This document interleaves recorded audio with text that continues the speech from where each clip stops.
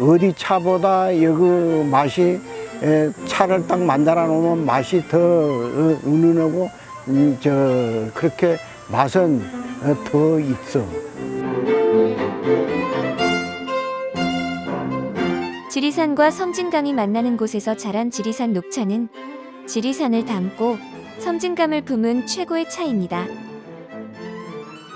지리산과 섬진강에 맞닿아 안개가 많고 다습한 이곳은 지리산에서 내려온 찬 공기와 섬진강 물이 만나 언제나 운무가 가득한 고장입니다. 낮과 밤의 온도차가 20도 이상 차이가 나서 차나무가 자라기 위한 최적의 조건을 갖췄습니다.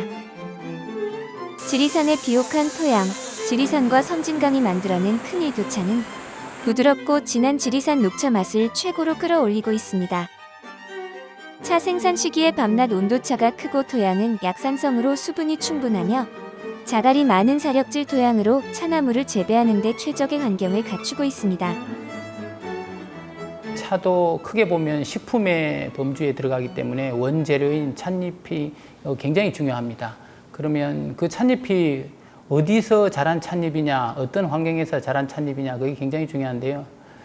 물론 토양도 중요하겠지만은 차 맛을 결정짓는 그런 요인은 단연간 차를 만들어 본 제 생각으로는 이렇게 찻잎을 따기 전 그 전에 겨울이 얼마나 추웠냐에 따라서 기온이 낮아서 차가 생존하기 위해서 얼마나 몸부림쳤나에 따라서 차 맛이 많이 좌우되는 것 같습니다. 그 말은 겨울 동안 차가 얼지 않기 위해서 자기 찻잎 속에 있는 차의 성분을 많이 끌어올려야 된다는 거죠. 수분이 많으면 얼어서 죽을 수도 있으니까. 그래서 차가 그 찻잎의 성분이 찻잎 속에 많이 담겨졌을 때 그런 찻잎으로 만드는 차가 향도 좋고 맛도 좋다. 그렇군요. 이렇게 지리산과 섬진강이 만들어낸 혹독한 천혜의 환경이 최고의 향기를 가진 찻잎을 만들어낸다고 하네요. 지리산 자락에는 특히 야생 차밭이 많습니다. 그만큼 지리산 자락의 녹차밭들이 오래됐다는 증거입니다. 여기는 화엄사 입구 장죽전입니다. 녹차밭 하면 도랑과 도랑 사이 가지런히 줄지어 있는 녹차밭만 생각하셨을 텐데요. 그냥 평범한 숲과 나무 사이에 야생 들풀인지 녹차밭인지 구분이 어렵죠? 지리산 자락에는 이렇게 야생 상태와 비슷하게 재배되는 차밭이 많습니다. 정돈되지 않은 야생의 밭입니다. 녹차는 7월에 열매를 맺습니다. 녹차 열매는 처음 보시죠? 항상 입만 생각했던 녹차 열매가 이렇게 생겼습니다. 천은사도 마찬가지입니다. 커다란 소나무 사이밭에서 그저 강하게 자라나고 있습니다. 여기는 피아골 근처 홍골입니다. 역시 보성에서 보던 잘 정돈된 녹차밭 모습과는 많이 다르죠? 사실 지리산 자락에는 오래전부터 최적의 야생 환경에서 자라난 야생 녹차밭들이 엄청 많습니다. 지금 요 홍골이라고 하는데 저 골짜기 가면 이렇게 양지 바른 쪽에 여기에 남산 마을에 살던 우리 할아버지들도 그 차가 언제 년에부터 있었는가를 모를 정도로 차밭이라. 우리나라에서 최고 내가 볼 때는 야생차로서는 제일 큰 면적을 갖고 있어. 얘가 지리산 자락에 사람의 발길이 잘 닿지 않고 볕이 잘 드는 지리산 비탈의 오밀조밀 최초의 자연 그대로의 모습으로 자라고 있는 야생 차나무 밭은 신비롭기까지 합니다. 지리산 일대 야생차 나무 밭 모양은 다소 특이한 경우가 많답니다. 깊은 산골짜기 비탈에 차밭이 있고 밭 모양이 듬성듬성 미로와 같이 형성되어 있는데요.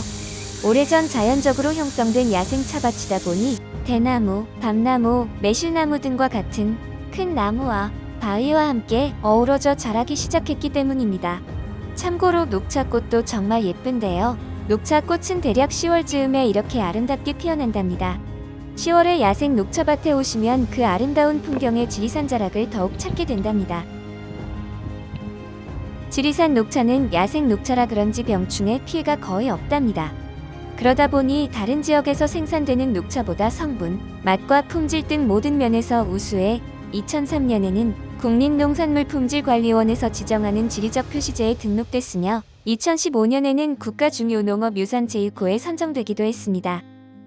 여기서는 아직까지 차에는 농약이라고는 한 번도 차 잎이 병이 들었다든지 벌레가 생겼다든지 이런 것 때문에 약 쳐본 일은 사실 내가 알기로는 한 군데도 없고, 그냥 그런 것이 없는 게 왜 없냐고 내가 가만히 생각해 보면, 여기가 공기가 아주, 여기 4월 한 20일 돼야 요 선에서 그 우전차 정도가 나와. 우전차 정도가. 그러니까 기후적으로 요짝이 좀 춥다 하는 거거든.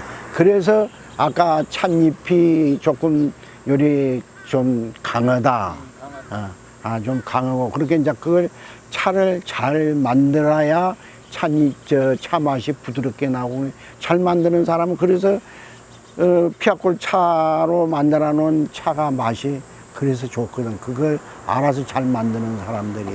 그리고 이제 그 병충해가 없는 거는 그 공기적으로, 또 이것이 대단지로 있는 것도 아니고 띄엄띄엄 있고 이러니까 공기가 맑아. 공기가 아주 하찮으니까 그 벌레가 붙고 또 병이 올 그것이 못 돼.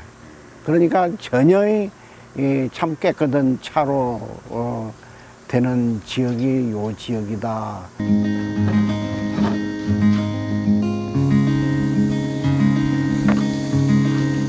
이곳 지리산 자락의 주민들에겐 전통차 문화가 일상입니다.